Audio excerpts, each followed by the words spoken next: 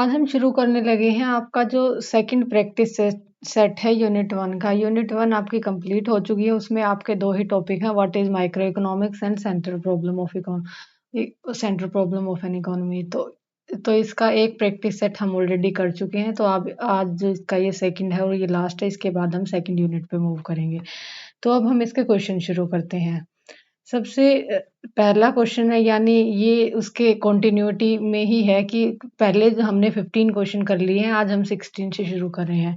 अ, ये है आपका कि opportunity cost are measured in dash measured in monetary terms, की अपॉर्चुनिटी कॉस्ट को मॉनेटरी टर्म्स में मेजर किया जा सकता है। सबसे पहले तो अपॉर्चुनिटी कॉस्ट होता क्या है? अपॉर्चुनिटी जो कॉस्ट होता है वो होता है कि आपका जो नेक्स्ट बेस्ट अल्टरनेटिव होता है, यानी कि आपके पास 2 चॉइसेस हैं, आप उनमें से जो बेस्ट होती है उसको तो चूज़ कर लेते हैं और जो जिसको आप छोड़ देते हैं वो हो जाती है उसकी अपॉर्चुनिटी कॉस्ट। जैसे मैं एग्ज़ाम्पल लूँ कि आपके पास 2 जॉब ऑफ़र हैं, आपके पास एक जॉब ऑफ़र है कि आप किसी स्कूल में अगर आपको कोई क्लर्क की जॉब मिलती है तो आपको 30,000 मिलते हैं, और आपके पास दूसरा जॉब ऑप्शन है कि अगर आपकी बैंक में जॉब लगती है तो आपको मिलेंगे वहाँ पे 35,000। अब आप कौन-सा चूज़ करेंगे? As a rational human obvious सी बात है कि आप मैक्सिमम जो जिसमें आपको ज़्यादा सैलरी मिल रही है उस पे जाएँगे। तो आप जो 35,000 वाला जो चूज़ करेंगे उसको उसके कारण आपने जो 30,000 वाली जो स्कूल वाली जॉब है उसको छोड़ा, वो उसकी अपॉर्चुनिटी कॉस्ट हो गया कि नेक्स्ट बेस्ट अल्टरनेटिव कि 35,000 वाले के बाद आपके पास जो बेस्ट था ना वो 30,000 वाला था। अगर आपके पास 35,000 वाला होता ही नहीं तो आप सेकंड बेस्ट पे जाते हैं। अब आपके पास आपने जब फर्स्ट बेस्ट चूज़ कर लिया तो जो सेकंड बेस्ट होता है वही होती है अपॉर्चुनिटी कॉस्ट। अब इसमें ये है कि क्या इसको इसमें मॉनेटरी टर्म्स में ही मेजर किया जा सकता है। सबसे पहले तो इसके ऑप्शन देखेंगे कि ऑलवेज, ऑलवेज का मतलब है कि हमेशा इसको मॉनेटरी टर्म्स में ही मेजर किया जा सकता है। कैन बी कि इसको मॉनेटरी टर्म में भी किया जा सकता है, लेकिन जो सेकंड वाला ऑप्शन है, थर्ड वाला ऑप्शन ही नॉट मेजर्ड की मॉनेटरी में तो किया नहीं जाएगा, और नेवर की कभी भी मॉनेटरी में नहीं किया जाएगा। उसके बाद अब जो हमने जो एग्जांपल लिया कि आपने कौन सा चूज किया है आपका सैलरी के पर्सपेक्टिव से, यहाँ पे तो ये मॉनेटरी वाला तो हो गया। अब बात आती है कि ये इसमें नोट और नेवर तो नहीं आएंगे, ये दोनों ऑप्शन तो आपके होंगे नहीं। अब आपके ये 2 ऑप्शन बचे हैं कि क्या ये हमेशा ही मॉनेटरी टर्म में होती है, या कि क्या ये मॉनेटरी में भी हो सकती है, यानी कि क्या ये मॉनेटरी के अलावा भी किसी में हो सकती है। तो जो अपॉर्चुनिटी कॉस्ट है ना वो मॉनेटरी में तो होती ही होती है, लेकिन वो मॉनेटरी के अलावा भी होती है, जैसे कि आपका टाइम, यूटिलिटी, सेटिस्फेक्शन, जो ये चीजें होती हैं इनमें भी आपकी अपॉर्चुनिटी कॉस्ट होती है। जैसे सपोज मैं आपको एक एग्जांपल दूं कि अगर आपके पास 20 आवर्स हैं, उसमें से आपके पास 2 चॉइसेस हैं। जैसे आपके पास 20 आवर्स हैं, वो जो 20 आवर्स हैं उसमें आप एक तो ये कर सकते हैं कि आप 20 आवर्स स्पेंड करें अपनी बुक को रीड करने में, या आप ये सोचें कि मैं अपने जो 20 आवर्स हैं मैं उनसे कोई नई जो न्यू स्किल है वो सीखेंगे।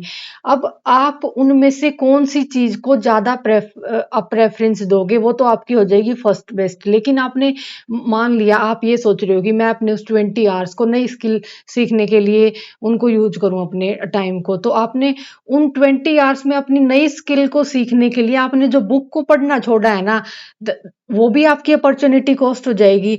तो ये यहाँ पे ये होगी टाइम के रेफरेंस में। इसी तरह ही यूटिलिटी और सेटिस्फेक्शन के में भी होती है। इसका मतलब कि ऐसा तो नहीं है कि अपॉर्चुनिटी कॉस्ट को सिर्फ मनी की टर्म्स में, मॉनेटरी टर्म्स में ही मेजर किया जा सकता है। तो यहाँ पे ऑलवेज नहीं आएगा, और मनी की टर्म में तो ये होती है, लेकिन ये और चीजों में भी होती है जिनमें सब्जेक्टिव होती है, जैसे यूटिलिटी। अब मैंने टाइम वाला एग्जांपल दिया, और सेटिस्फेक्शन, तो इसका जो ऑप्शन होगा आपका सेकंड होगा करेक्ट। उसके बाद आता है आपका जो नेक्स्ट क्वेश्चन है, that is the dash problem refers to which goods and services a society choose to produce, की जो सोसाइटी है उसने कौन सी गुड्स एंड सर्विसेज चूज करनी है प्रोड्यूस करने के लिए। तो जो आपकी सेंट्रल प्रॉब्लम है ना वो 3 सेंट्रल प्रॉब्लम है। सबसे पहली है आपकी what to produce. What to produce में आपका होता है कि आपने क्या प्रोड्यूस करना है और कितना। सबसे पहले आप इसमें यही सोचेंगे कि आपने ये डिसीजन लेना होता है कि क्या क्या प्रोड्यूस करना है, कि आपने व्हीट प्रोड्यूस करना है, आपने स्मार्टफोन प्रोड्यूस करने हैं, आपने राइस प्रोड्यूस करना है, आपने कोई और क्लोथ्स और वो चीजें प्रोड्यूस करनी है, तो क्या प्रोड्यूस करना है। उसके बाद क्या का डिसीजन होते ही फाइनल, उसके बाद कि जो प्रोड्यूस करना वो कितना प्रोड्यूस करना, वो तो आएगा आपका व्हाट टू प्रोड्यूस में। उसके बाद जो सेकंड होती है आपकी how to produce, how to की मतलब अब आपने जो डिसीजन लिया है कि क्या और कितना, अब उसको आप कैसे प्रोड्यूस करने वाले हैं, कि उसके लिए आप कौन सी टेक्नोलॉजी लगाने वाले हो। कि हमारे पास दो टेक्नोलॉजी होती है, या तो वो लेबर इंटेंसिव हो या कैपिटल इंटेंसिव। यानी कि अगर वो लेबर इंटेंसिव है उसमें जो ज्यादा यूज होगा लेबर का होगा, लेबर फोर्स, जैसे कि जिन कंट्रीज में जहाँ पे लेबर ज्यादा होता है वो ऐसी चीजें प्रोड्यूस करते हैं जिसमें लेबर की ज्यादा यूज होती है। और जो डेवलप्ड कंट्रीज होते हैं वो कैपिटल इंटेंसिव गुड्स को प्रोड्यूस करते हैं, क्योंकि उनके पास मशीनें और ये चीजें ज्यादा होती हैं। तो उसके बाद कि वो आपका सेकंड वाला भी हो गया कि हाउ टू प्रोड्यूस, की कौन सी टेक्निक लगानी है, क्योंकि आपके वो क्या और कितना के बाद की कौन सी टेक्निक है। और उसके बाद कि अब हम जो प्रोड्यूस कर रहे हैं ये हमने किसके लिए प्रोड्यूस किया है। आपका जो टारगेटेड ऑडियंस है, फॉर होम टू प्रोड्यूस, कि किसके लिए किया है, आपकी जो टारगेटेड ऑडियंस है वो कौन सी रहने वाली है। कि आपने किड्स को ध्यान में रख के अपनी चीजें प्रोड्यूस करी है, या अडल्ट्स को रख के करी है, या ओल्ड एज पीपल है उन लोगों को ध्यान में रख के आपने चीजें प्रोड्यूस करी हैं, तो वो आ जाएगा फॉर होम टू प्रोड्यूस। तो आपका अब ये क्वेश्चन फिर से देख लेते हैं। The dash problem refers to which goods and services, की कौन सी गुड्स एंड सर्विसेज, कौन सी किस में आएगा। सबसे पहली जो सेंटर प्रॉब्लम है आपकी व्हाट टू प्रोड्यूस वाले में आएगा, तो इसलिए आपका ये फर्स्ट जो ऑप्शन है वो करेक्ट हो जाएगा। उसके बाद हम मूव करते हैं आपके नेक्स्ट क्वेश्चन पे। आपका जो नेक्स्ट क्वेश्चन है, the dash problem deals with the way in which the output is distributed among the society, की आउटपुट को सोसाइटी के अंदर डिस्ट्रीब्यूट किया जाता है। अभी हमने डिस्कस किया है कि जो आपका जो थर्ड वाला है उसमें ये ध्यान रखा जाएगा कि आपकी जो टारगेटेड ऑडियंस कौन सी है जिनके लिए चीजें प्रोड्यूस करी गई है। तो जब उसमें आपकी टारगेटेड ऑडियंस का ध्यान रखा जा रहा है तो उसी में ही ये डिस्ट्रीब्यूशन की जो प्रोसेस होगी थर्ड सेंटर प्रॉब्लम में ही होगी, तो वो आएगी आपकी फॉर होम टू प्रोड्यूस। तो इसमें आपका जो ऑप्शन जो सी है दैट विल बी करेक्ट। उसके बाद है which of the following is true regarding law of scarcity. अब लॉ ऑफ स्केसिटी क्या होता है, स्केसिटी क्या होता है, स्केसिटी होता है कमी। कमी यानी कि जब आपकी डिमांड ज्यादा होती है और सप्लाई कम होती है। इकोनॉमी में ये प्रॉब्लम हमेशा रहती है कि आपकी जो डिमांड होती है वो हमेशा ज्यादा रह जाती है सप्लाई से, क्योंकि आपको आपके पास जो रिसोर्सेज होते हैं वो लिमिटेड होते हैं, और ह्यूमन जो नेचर है उसकी जो वांट्स होती हैं वो अनलिमिटेड होती है। इसके कारण तो ये जो प्रॉब्लम है आपकी जनरेट होती है। अब ये इनमें से किस केस में ट्रू है। सबसे पहला जो ऑप्शन है वो देख लेते हैं कि it states that the want of a consumer will be satisfied in a socialistic system, की सोशलिस्टिक अगर सिस्टम है तो कंज्यूमर की वांट्स सेटिस्फाइड हो जाएंगी। तो सोशल किसी भी सिस्टम में कभी भी ह्यूमन वांट्स कभी सेटिस्फाई नहीं होती, हम उनको कंप्लीटली सेटिस्फाई कभी नहीं करा सकते। तो सिस्टम कोई भी हो, जैसे अगर कैपिटलिज्म आ जाए तो क्या वो चीजें ऐसे होंगी, नहीं। तो किसी हम स्पेसिफिक सिस्टम को तो नहीं कह सकते, तो ये आपका हो जाएगा गलत। उसके बाद कि it is only for under developed countries, की अंडर डेवलप्ड कंट्रीज के केस में ये ट्रू हो जाएगा, ये भी नहीं होगा। और ये रिच के लिए नहीं है, ये भी नहीं होगा। जो नेक्स्ट है आपका it states that the want of a consumer will be never be satisfied completely, क्योंकि ह्यूमन नेचर है, ह्यूमन नेचर की वांट्स कभी भी सेटिस्फाई नहीं होती, क्योंकि आपके पास रिसोर्सेज है वो लिमिटेड होते हैं। उनको आप सारे रिसोर्सेज को अपनी सारी वांट्स पे खर्च नहीं कर सकते, आपको चॉइस करनी पड़ती है आप किन को ज्यादा किन चीजों को ज्यादा प्रेफरेंस दे रहे हो और किन को कम प्रेफरेंस दे रहे हो। तो ये जो ऑप्शन है आपका दैट विल बी करेक्ट। उसके बाद हम मूव करते हैं आपका जो नेक्स्ट क्वेश्चन है उस पे। When does an economy succeed in producing resources efficiently, की इकोनॉमी है वो कब सक्सीड होगी अपने रिसोर्सेज को एफिशिएंटली प्रोड्यूस करने में। सबसे पहला जो जो आपका सबसे पहले तो क्वेश्चन ही समझ लेते हैं कि इकोनॉमी कब एफिशिएंटली अपने resources when does an economy succeed in producing resources efficiently, कब सक्सीड होगी इकोनॉमी? इकोनॉमी जब सक्सीड होगी जब आपके रिसोर्सेज का पूरा से पूरा यूटिलाइजेशन हो, कोई भी रिसोर्सेज है आपका वो वेस्ट नहीं होना चाहिए, तो वो सक्सीड हो जाएगी। अब हम देख लेते हैं options. When total numbers of good manufacturing is high, कि ज़्यादा मैन्युफैक्चर हो, ज़्यादा हम मैन्युफैक्चर करें तो आपकी इकोनॉमी सक्सीड हो जाएगी, ये तो नहीं होगा। उसके बाद कि when resources employed are best, कि रिसोर्सेज तो आपके बेस्ट लेवल पे एम्प्लॉयड होंगे ही, लेकिन कि वो कब सक्सीड होगी कि आपके रिसोर्सेज एफिशिएंटली प्रोड्यूस करने लगे, ये तो नहीं आएगा। उसके बाद when resources high valued uses, ये भी नहीं होगा। उसके बाद है कि when goods and services are produced without being wasted, कि सारे रिसोर्सेज का यूज हो रहा है बिना रिसोर्सेज के वेस्ट हुए, तब जो इकोनॉमी है वो सक्सीड होगी एफिशिएंटली प्रोडक्शन के लिए। तो आपका डी हो जाएगा यहाँ पे करेक्ट।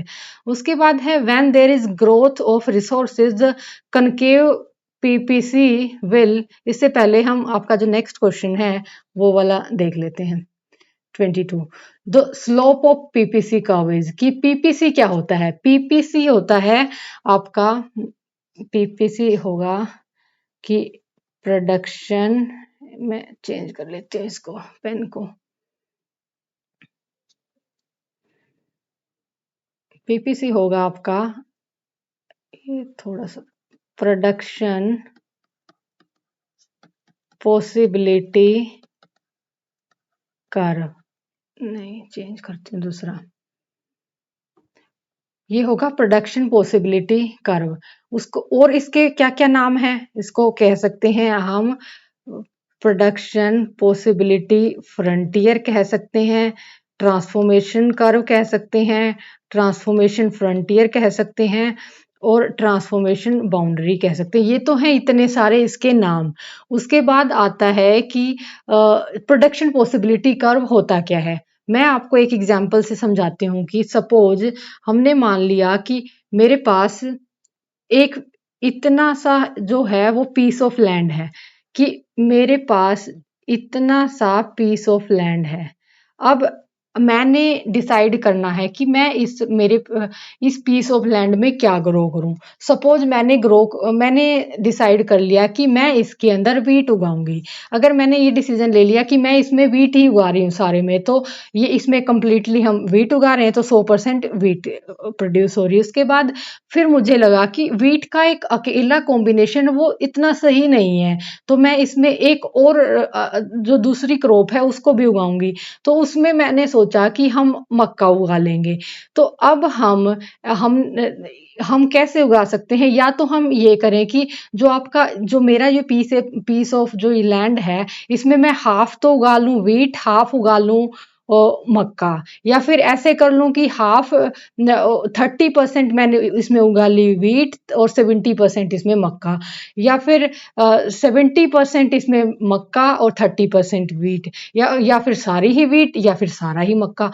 मतलब कि ये जो इतने सारे जो कॉम्बिनेशंस बने हैं ना, ये होते हैं प्रोडक्शन पॉसिबिलिटी के जो कॉम्बिनेशन, की मेरे पास जो भी मेरे रिसोर्सेज थे, यहाँ पे मैंने अपने सारे रिसोर्सेज लगा दिए, और जो मेरे पास टेक्नोलॉजी गिवन थी उनके बेस पे मैंने जो मेरे पास जो प्रोडक्शन की जो पॉसिबिलिटीज है वो होता है, उनको जो शो करता है वो आता है आपका प्रोडक्शन पॉसिबिलिटी कर्व। और ये जो होता है ये इस शेप में होता है, ये जो शेप होती है ये होती है कनकेव।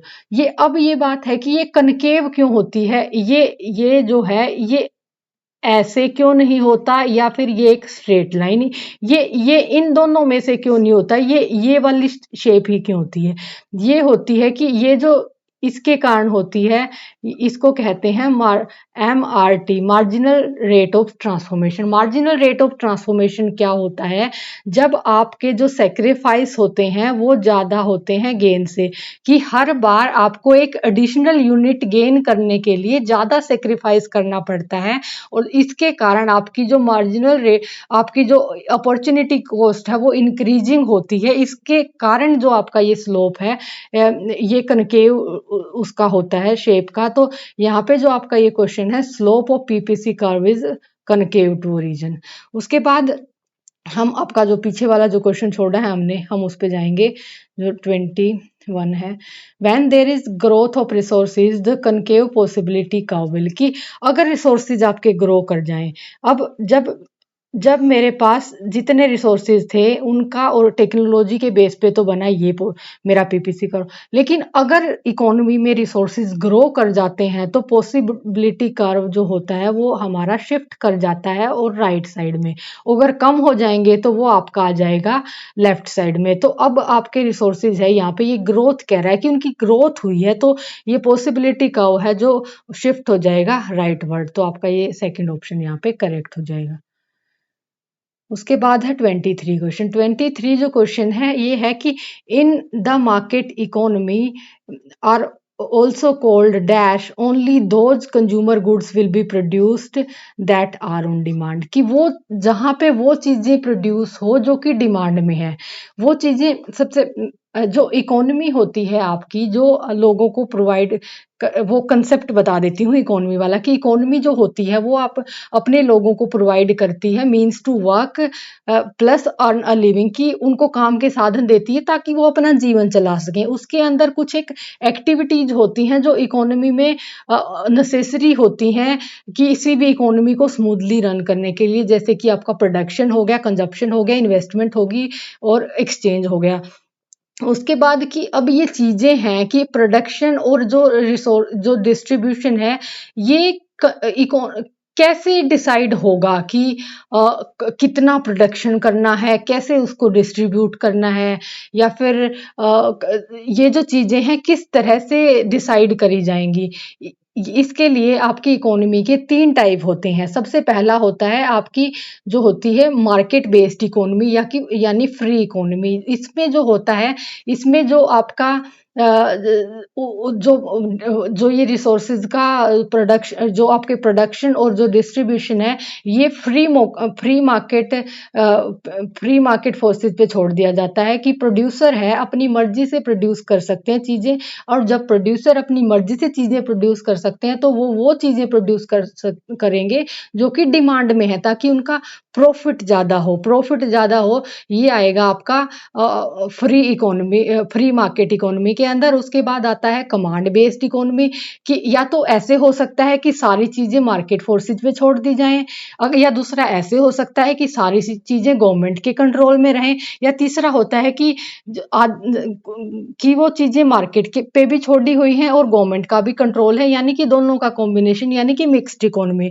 तो यहाँ पे हमारी 3 टाइप की इकोनॉमीज होती हैं, market based economy, command based economy and mixed economy. जो मार्केट बेस्ड इकोनॉमी है वो उसमें प्रोड्यूसर को पूरा राइट होता है कि वो चीज़ें अपनी मर्जी से प्रोड्यूस करें, कंज्यूमर को अपनी मर्जी से कि वो जो चाहे जितना चाहे वो चीज़ें कंज्यूम कर सकते हैं जो उनको ज़्यादा से ज़्यादा सेटिस्फैक्शन दे। और प्रॉफिट मोटिव यहाँ पे प्रोड्यूसर का मेनली इस इकोनॉमी में फोकस होता है, और यहाँ पे फ्री मार्केट सिस्टम पे काम करती है कि गवर्नमेंट का इंटरवेंशन मिनिमल होगा। उसके बाद जो आपका कमांड बेस्ड था, कमांड बेस्ड यानी कि पूरा गवर्नमेंट का कंट्रोल है, गवर्नमेंट ने ही डिसाइड करना है कि ये चीज़ें प्रोड्यूस करी जाएंगी और इतनी अमाउंट में, और इतनी जो अमाउंट में ये सोसाइटी को इस तरह से कंज्यूम करनी है।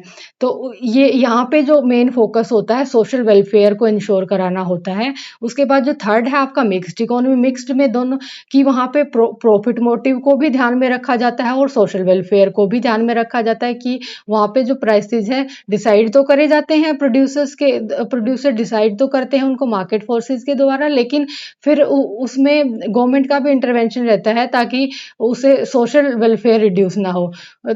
इसके बाद आपके इस क्वेश्चन पे आते हैं कि in the market economy also called dash only those consumer goods consumer goods will be produce that are in demand, कि वो चीज़ें प्रोड्यूस करना जो कि डिमांड में है, वो आपकी आती हैं जो फ्री मार्केट सिस्टम है, या कि यानी कि उसको हम कैपिटलिज्म भी कह सकते हैं। तो इसके अंदर तो ये ऑप्शन हो जाएगा आपका करेक्ट। यहाँ पे जो चीज़ें हैं वहाँ पे गवर्नमेंट का भी इंटरवेंशन रहता है और फ्री मार्केट फोर्सेस का भी रहता है, और सोशल और कम्युनल है, ये दोनों एक चीज़ें हैं कि इसमें पूरा जो होता है स्टेट का पूरा जो गवर्नमेंट का कंट्रोल होता है या फिर सेंट्रल अथॉरिटीज़ का कंट्रोल होता है, वही डिसाइड करती हैं कि क्या और कितना प्रोड्यूस करना है, इसलिए आपका यहाँ पे डी करेक्ट हो जाएगा। उसके बाद मूव करते हैं नेक्स्ट क्वेश्चन पे।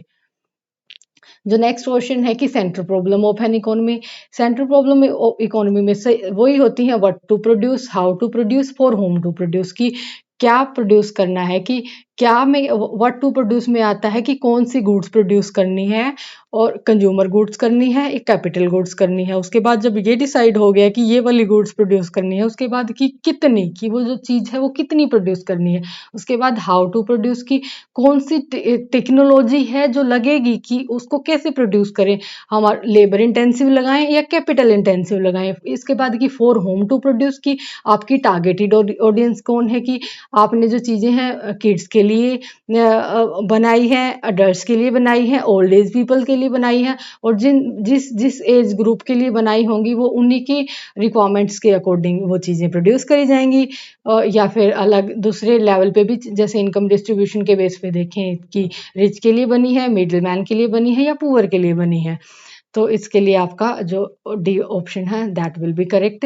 The creation of choices is done by, की क्रिएशन ऑफ चॉइसेस है कि चॉइसेस क्यों होती हैं इकोनॉमिक्स में, ये चॉइसेस की जो प्रॉब्लम है वो क्यों आती है, क्योंकि आपके जो रिसोर्सेज है स्केर्स होते हैं, कि स्केर्सिटी के कारण आती है। तो इसमें जो आपका है abundance of resources, resources abundance होते ही नहीं, आपके पास लिमिटेड ही होते हैं, उन्हीं में आपको अपने चॉइस करके मैक्सिमम सेटिस्फेक्शन अटेन करना होता है। ये नहीं होगा, max the urgency of needs, ये भी नहीं होगा, आपके पास चॉइसेस कम होती, चॉइसेस बहुत सारी होती है। उसके बाद जो स्केर्सिटी ऑफ रिसोर्सेज, तो यहाँ पे आपका सी हो जाएगा करेक्ट आंसर। तो अब ये आपकी जो आपका प्रैक्टिस सेट है जो कंप्लीट हो चुका है, इसके बाद हम आपकी जो सेकंड यूनिट है वो स्टार्ट करेंगे।